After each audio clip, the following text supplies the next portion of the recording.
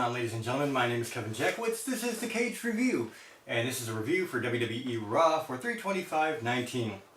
And this is 13 days away from WrestleMania. It was just announced earlier that the women were finally going to main event WrestleMania for the first time. And they kind of drove that point home throughout the show. So the show opens with Ronda Rousey. She cuts a promo. She comes out, says women are main eventing WrestleMania for the first time. You're welcome. Drops the mic, picks it back up. Says that she's going to tap out both Charlotte and Becky.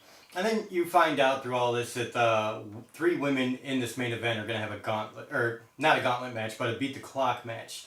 And it's essentially, whoever has the fastest time, I guess, gets momentum going into WrestleMania. I guess through all this, they've forgotten story writing that doesn't necessarily mean that Becky, Charlotte, and Ronda were going to win their matches. They just made it a foregone conclusion, and kind of bad writing in that aspect. So it's exactly what you would expect it to be. The whole thing took less than 20 minutes. Ronda Rousey, she faced Sarah Logan. Logan started running around the ring. Ronda caught her, put her in the armbar pretty quickly, like a minute and some odd seconds. Then it was Charlotte versus Ruby Riott, and a little bit more competitive back and forth for the minute and some odd second match that it was. Charlotte was already in the figure four, going up into the figure eight. Time ran out, and so they just ended the match. She didn't beat the time that Ronda had set, so no big deal. And then Becky Lynch, she gets kicked in the face coming into the ring by Charlotte. She faces Liv Morgan. Obviously a quick match, gets Liv in the armbar and beats Ronda's time.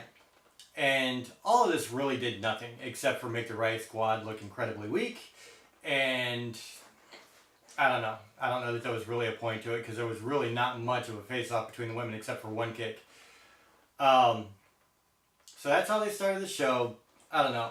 13 days away from WrestleMania, I'll say that this show was very lackluster. Like, very, very lackluster.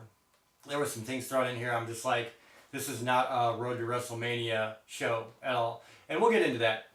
But the next thing, which is one of the things that's just like, who really cares, is set to be Finn Balor versus Bobby Lashley and Lio Rush. Lio says he can't compete, and so they bring in Jinder Mahal with the Singh brothers.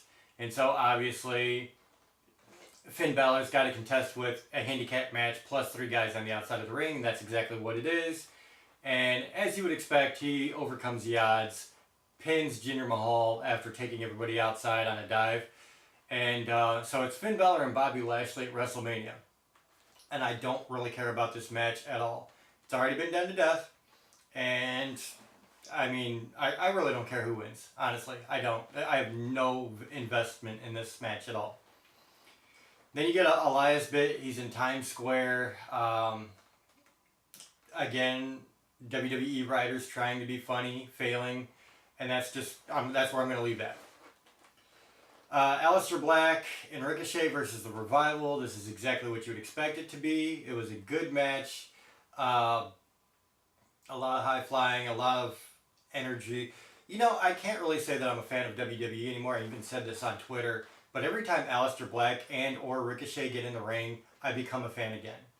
Like, this is the kind of stuff they need. They need Aleister Black and Ricochet in some form or fashion in WrestleMania. They really need that. These two are amazing. The Andre the Giant Memorial Battle Royal is always the lamest thing ever, and it's gotten even lamer now. We'll get into that.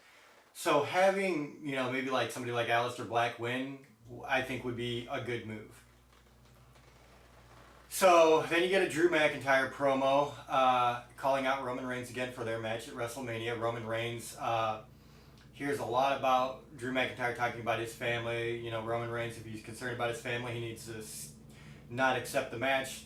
Roman comes out and actually has a pretty good promo. I've never really liked Roman Reigns on promos. And I think that's something that a lot of people feel. And, God bless him. Okay, he's doing good with leukemia. That's awesome. But going back to who Roman Reigns is as a character, his promos have lacked. This was good. This was good because there was a lot of emotion to it. He conveyed a lot of emotion, and it was short, sweet, to the point, and it just felt right. And so he immediately went to attacking Drew McIntyre. So that was a fight there. McIntyre eventually hits a low blow on Roman, hits the Claymore kick, walks up the ramp, and says, "You shouldn't have accepted." So it was a good spot there. I actually did like that, and I think it's going to be at least a decent match at WrestleMania. I do. So I am excited for that. Backstage, after commercial, you have McIntyre in the back now. He's talking with Dean Ambrose. Dean Ambrose says, "You said that you had exterminated me." He makes a joke about, "I don't feel exterminated." And it was actually kind of funny. And so he challenges McIntyre to a no holds barred or something like that match. And so that takes place later on in the night. And I will say, I've said this before, people being funny in character works. Script writing, 9.9 times out of 10, doesn't, as far as humor goes. After that, you get Sasha Banks versus Natalya. Bayley's in Sasha's corner, Beth Phoenix is in Natalya's. And, it was... I'm torn with this match because it was a decent match, but it was kind of jerky at points. There were a couple of missteps. But at the same time, the women, were putting on a show for sure. So I'm a little torn with it. At the end, it's a double DQ because Nia Jax and Tamina come out. And then Beth Phoenix comes in and just lays waste. And that's what I want to see. Somebody who is a legitimate powerhouse. She definitely has strength equal to some of the guys. I mean, she's just incredibly strong. So she gets Nia Jax up on her shoulders, gets kicked by Tamina, and still winds up taking out Nia, and then does the glam slam on Tamina.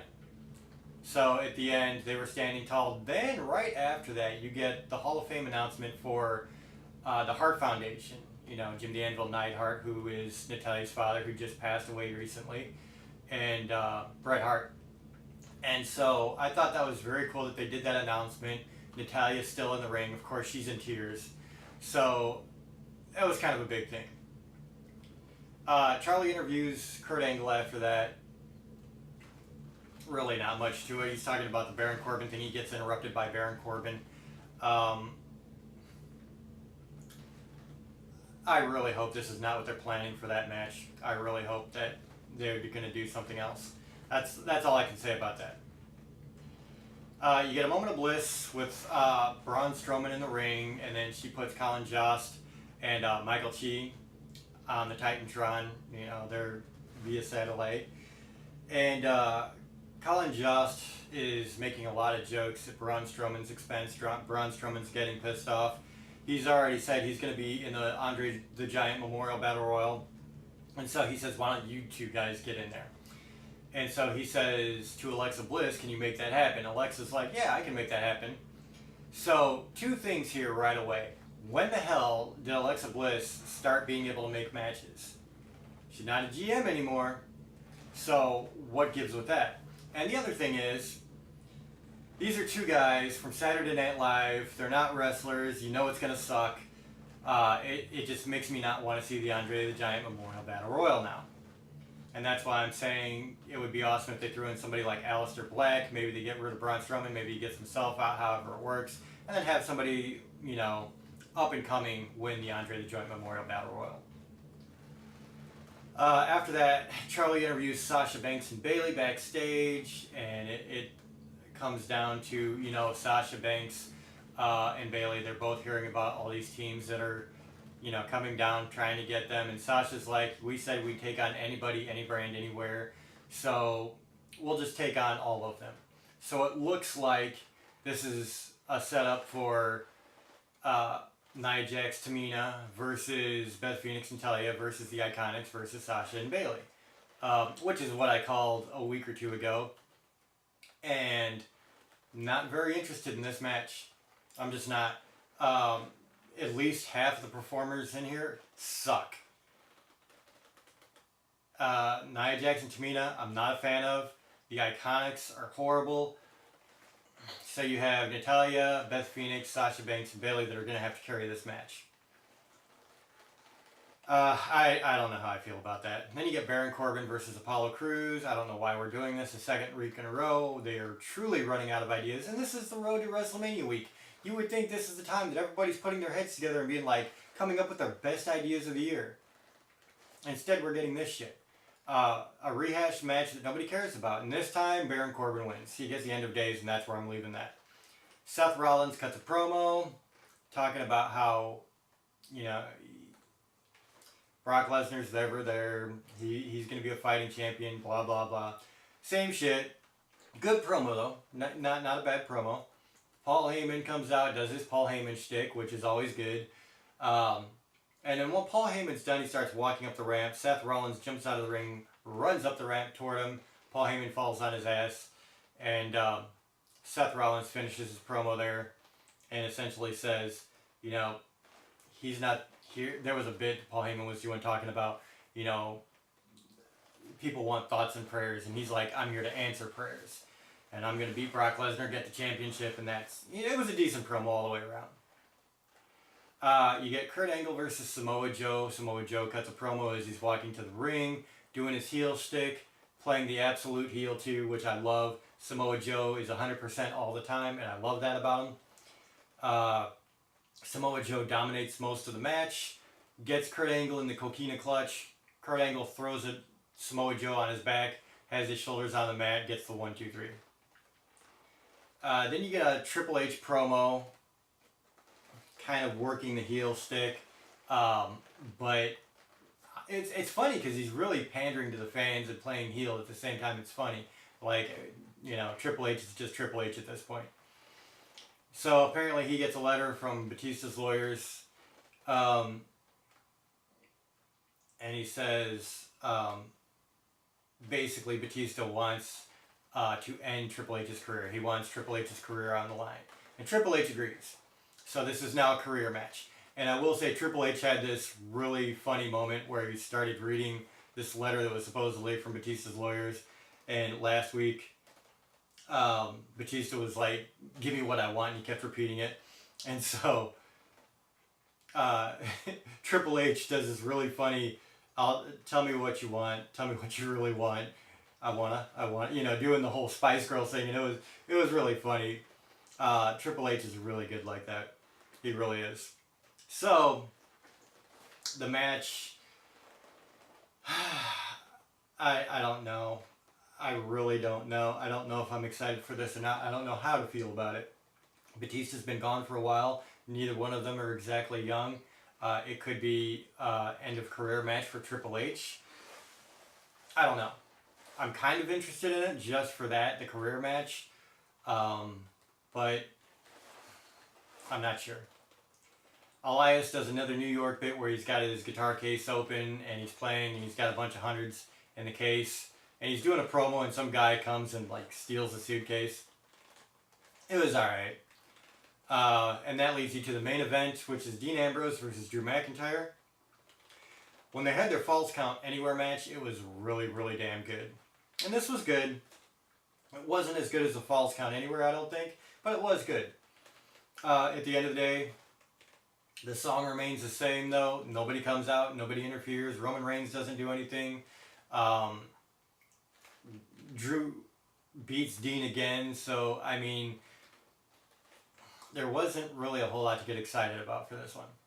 So this whole show was really, really, really lackluster. And it built up a couple of matches I just don't care about for WrestleMania. Which is bad because it's WrestleMania. Like, I don't know. This card to me does not look that good. It's got a couple of matches that I'm really looking forward to. It's got a couple that I'm on the fence with. And then the rest I'm just like not really interested in. So, I don't know, man. I hope they pull out a good one. But it's not looking good in my opinion. It's just not. So I'm going to give the show here a 3 out of 10. I don't think it deserves any more than that. I feel like they really should have done more with the major storyline. And all this filler that they're throwing in, they could have done without. And where they're going with it, we could really do without. So 3 out of 10, that's where I'm at. Let me know what you guys think in the comments below. If you enjoyed this, hit the like button, subscribe, and share. My name is Kevin Jackwitz, Kaged Nation, out.